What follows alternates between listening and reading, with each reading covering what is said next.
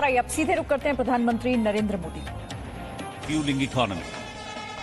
Prime Minister Shri Narendra Modi ji dedicates this GAIL India Limited's magnificent venture of Kochi-Mangaluru natural gas pipeline to the nation today.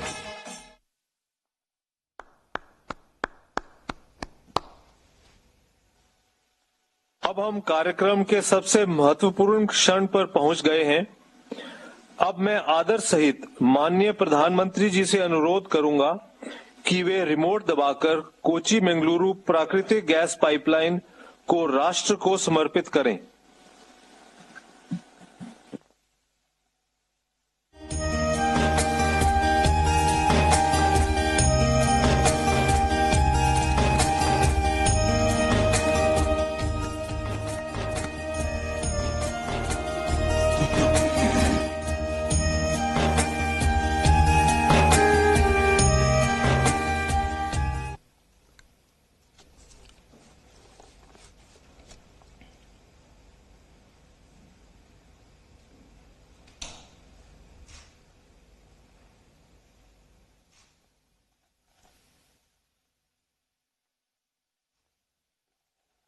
नमस्कार। केरल के राज्यपाल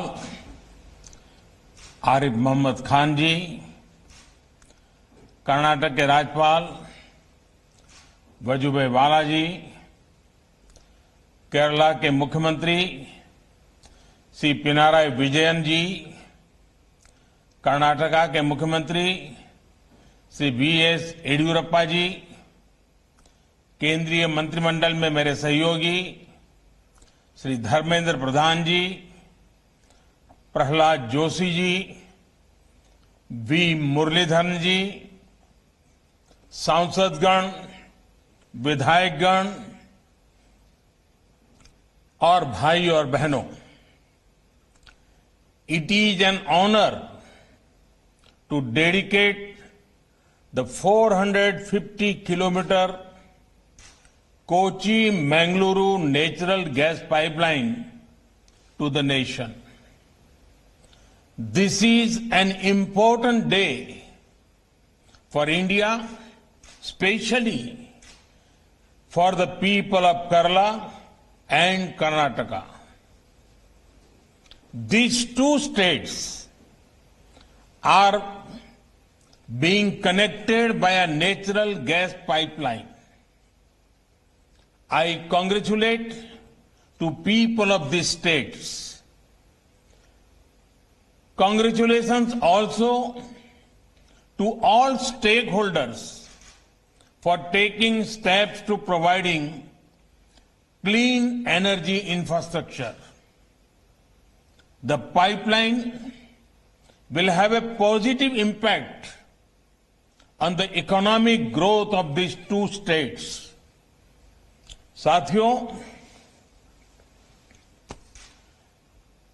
Kochi Mangaluru pipeline इस बात का बहुत बड़ा उदाहरण है कि विकास को प्राथमिकता देते हुए सभी मिलकर काम करें तो कोई भी लक्ष्य असंभव नहीं। ये प्रोजेक्ट से जुड़े लोग जानते हैं कि इंजीनियरिंग के लिहाज से इसे पूरा करना कितना मुश्किल था। प्रोजेक्ट में कई दिक्कतें भी आई, लेकिन हमारे श्रमिकों, हमारे इंजीनियरों, हमारे किसानों और राज्य सरकारों के सहयोग से ये पाइपलाइन पूरी हुई। कहने को ये सिर्फ एक पाइपलाइन है, लेकिन दोनों राज्यों के विकास को गति देने में इसकी बहुत बड़ी भूमिका होने वाली है। क्यों आज देश गैस बेस्ड इकोनॉमी पर इतना बल दे रहा है? क्यों one nation one gas grid पर इतनी तेजी से काम हो रहा है? क्यों आत्मनिर्भर भारत के लिए गैस बेस्ड इकोनॉमी का तेजी से विस्तार बहुत जरूरी है? वो सिर्फ इस एक पाइपलाइन के फायदों से समझ आ जाएगा। पहला, ये पाइपलाइन दोनों राज्यों में लाखों लोगों के लिए ईज ऑफ लिविंग बढ़ाएगी। दूसरा, ये पाइपलाइन दोनों ही राज्यों के गरीब, मध्यम वर्ग और उद्यमियों का खर्च कम करेगी। तीसरा, ये पाइपलाइन अनेक शहरों में सिटी गैस डिस्ट्रीब्यूशन सिस्टम उसका एक माध्यम बनेगी। चौथा, ये पाइपलाइन अनेक शहरों में सीएनजी आधारित ट्रांसपोर्ट सिस्टम को डेवलप करने का आधार बनेगी। पांचवा, ये पाइपलाइन मैंगलोर केमिकल और फर्टिलाइजर प्लांट को ऊर्जा देगी, कम खर्च में खाद बनाने में मदद करेगी, किसान को मदद होगी। छठा, ये पाइपलाइन मैंगलोर रिफाइनरी और पेट्रोकेमिकल को ऊर्जा देगी, उन्हें स्वच्छ ईंधन देगी। सातवां, ये पाइपलाइन दोनों ही राज्यों में प्रदूषण कम करने में बड़ी भूमिका निभाएगी। आठवां, प्रदूषण कम होने का सीधा असर होगा पर्यावरण पर। जितनी कार्बन डाइऑक्साइड का एमिशन इससे कम होगा, वो लाखों पेड़ लगाने के बाद ही हासिल हो सकता है। साथियों, नवा लाभ ये कि पर्यावरण बेहतर होने से लोगों की सेहत भी अच्छी रहेगी, बीमारी पर होने वाला उनका खर्च भी कम होगा। 10वां, जब प्रदूषण कम होगा, हवा साफ सुथरी होगी, शहर में गैस आधारित व्यवस्थाएं होगी, तो और ज्यादा टूरिस्ट आएंगे, टूरिज्म सेक्टर को भी इसका लाभ होगा। और साथियों, इस पाइपलाइन के दो और लाभ हैं जिनकी चर्चा बहुत जरूरी है। इस पाइपलाइन के निर्माण के दौरान 12 लाख मैन डेज का रोजगार जनरेट हुआ है।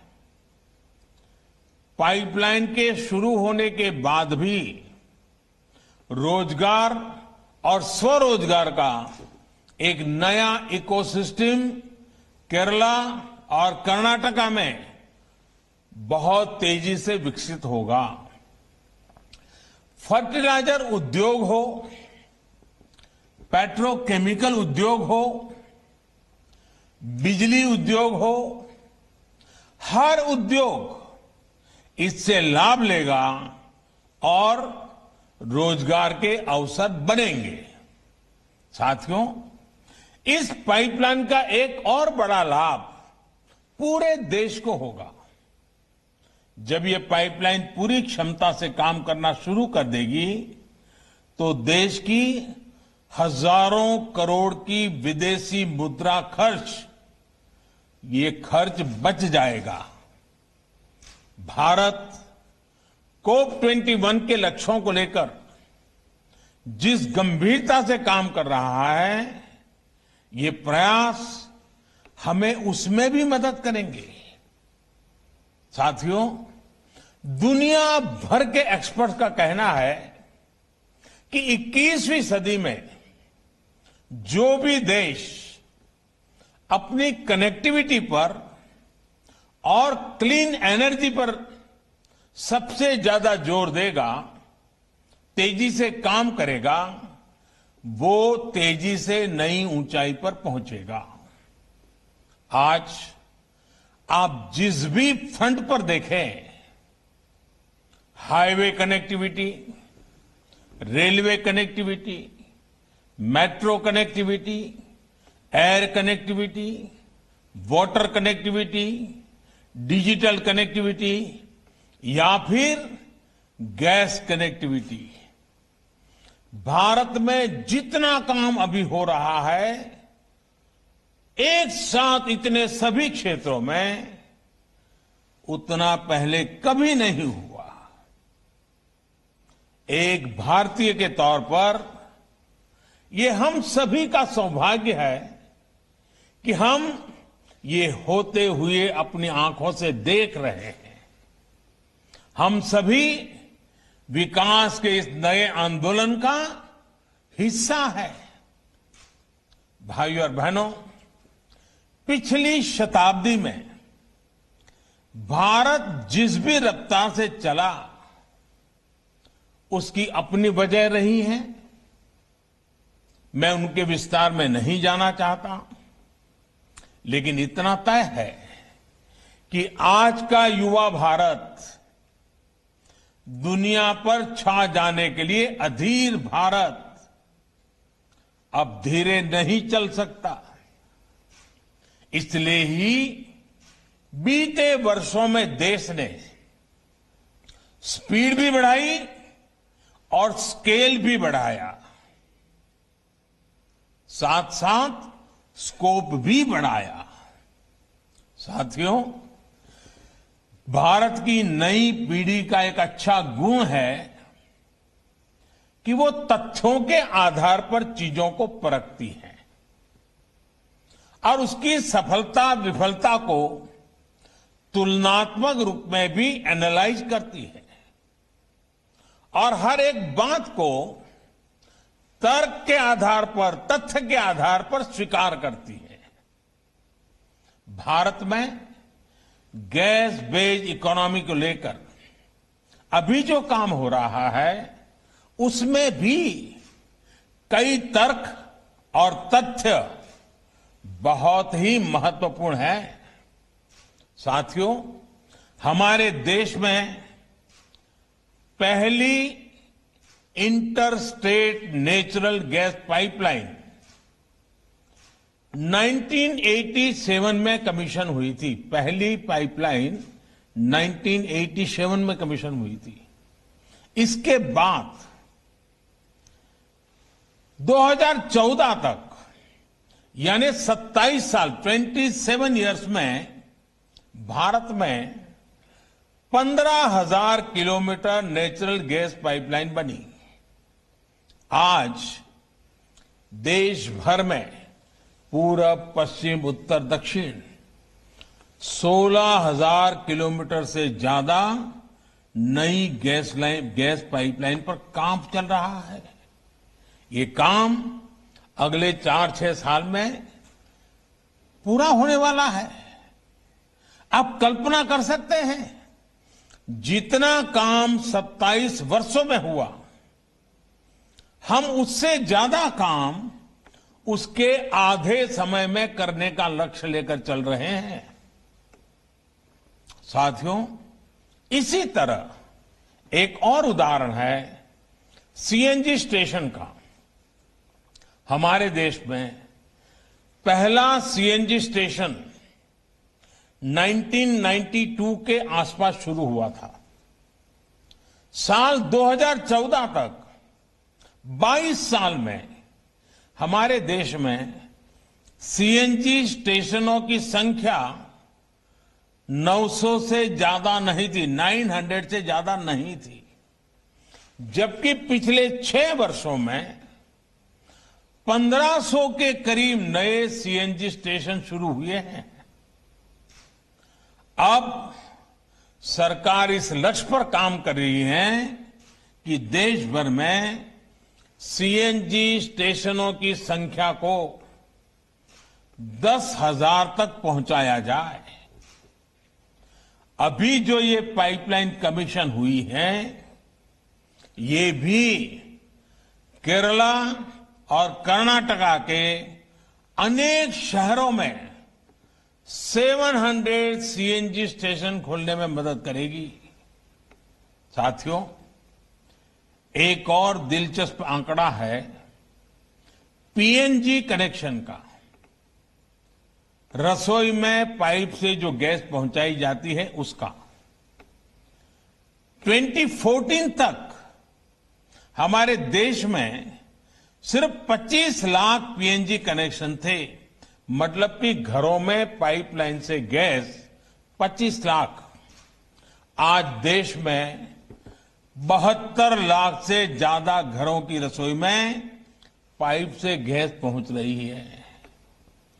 कोची मैंगलुरु पाइपलाइन से 21 लाख और नए लोग पीएनजी सुविधा का लाभ ले पाएंगे।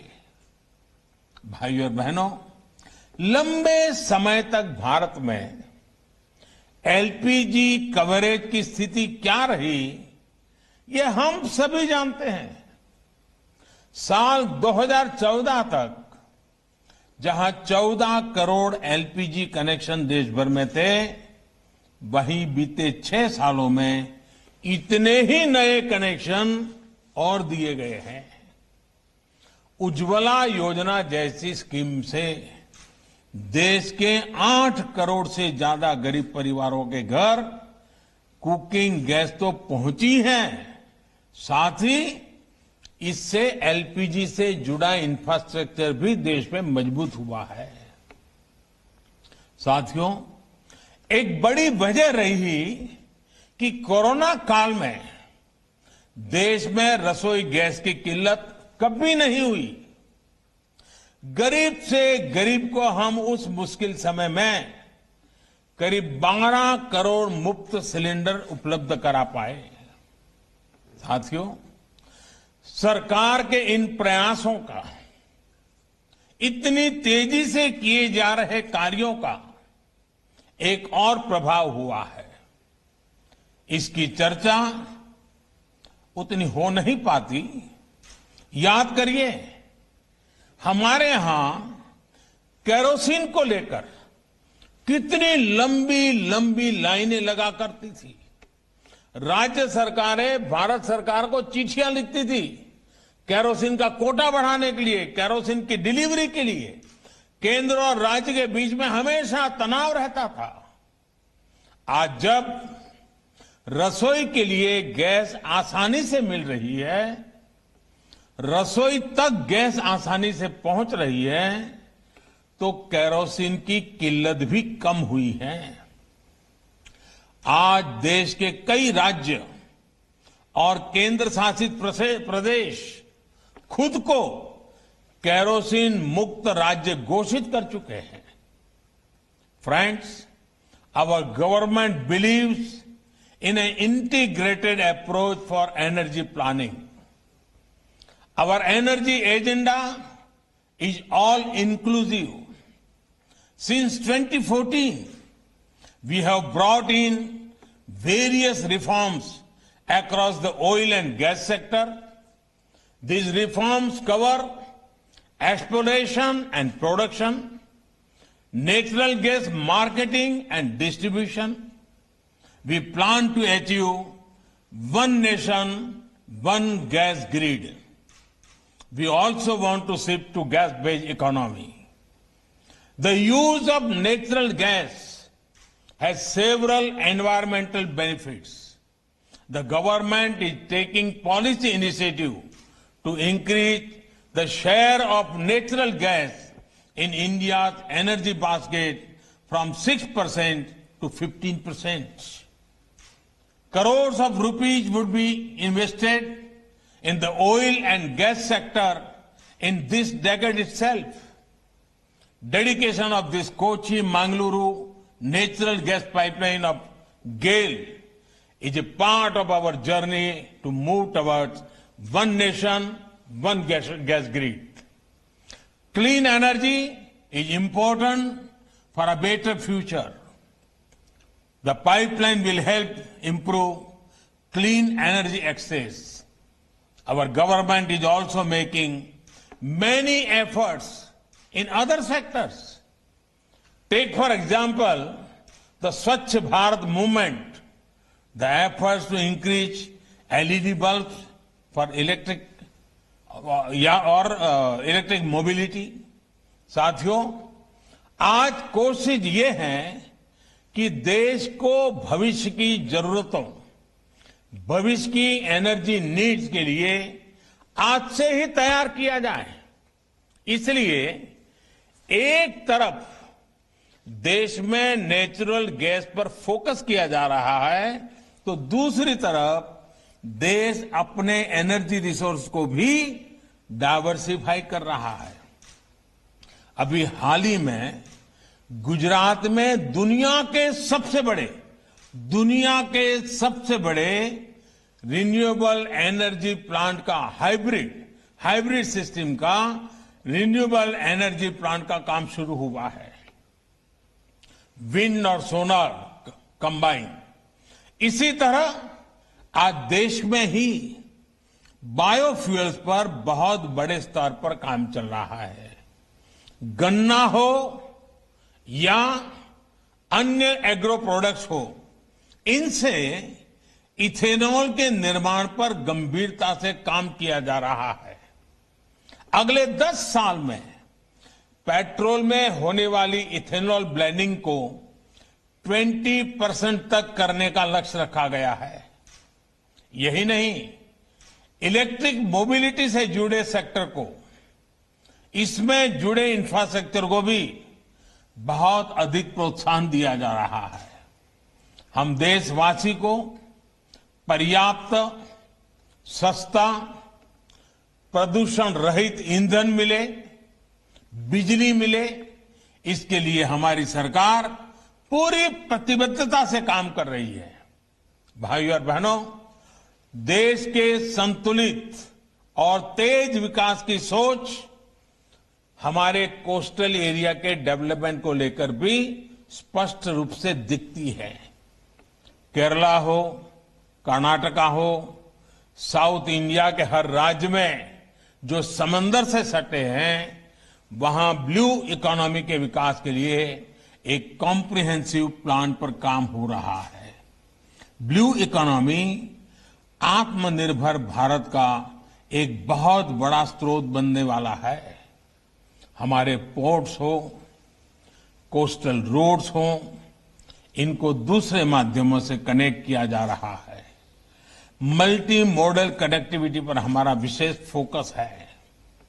हमारा coastal region ease of living का भी मॉडल हो रहा है।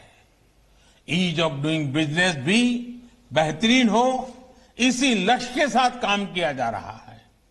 भाइयों और बहनों, समुद्री किनारे पर बसी एक बड़ी आबादी हमारे किसानों की है, हमारे मछुआरे साथियों की है।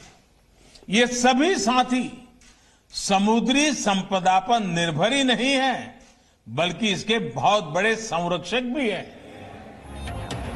तो एक देश एक गैस ग्रिड का जिक्र प्रधानमंत्री कर रहे हैं। एक छोटा सा ब्रेक हम लेते हैं, लौटेंगे। Presenting B News app available on Google Play and App Store. Download it now.